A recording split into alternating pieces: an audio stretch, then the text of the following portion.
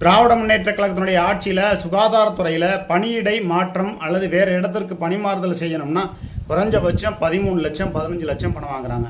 விருதுநகர் மாவட்டத்தை சேர்ந்த ராஜபாளையம் பகுதியில் இருக்கக்கூடிய ஒரு பெண் சென்னை பகுதியில் நர்ஸாக வேலை பார்க்குறாங்க. அதாவது அவங்க சாமானிய மக்களாக இருக்கக்கூடியவர்கள் ராஜாஜி மருத்துவமனையில் வேலை பார்க்குறாங்க, நர்ஸாக வேலை பார்க்குறாங்க. அவங்களுக்கு எவ்வளோ கேட்குறாங்கன்னா 13 லட்சம் பணம் கொடுத்தா தான் நாங்கள் பணியிடை மாற்றம் செய்யப்படும் அப்படிங்கிற மாதிரி சொல்கிறாங்க. ராஜாஜி மருத்துவமனையில் ராஜபாளையத்திலேருந்து வேலை பார்க்கக்கூடிய ஒரு பெண்மணிக்கு, ஏழை எளிய பெண்மணிக்கு ஒரு 3 லட்சம் 4 லட்சம் ஒரு 5 லட்சம் 6 லட்சம் இந்த மாதிரி வாங்கிட்டு கூட ஒரு பணியிடை மாற்றம் செஞ்சு கொடுத்தா பிரச்சனை இல்லை.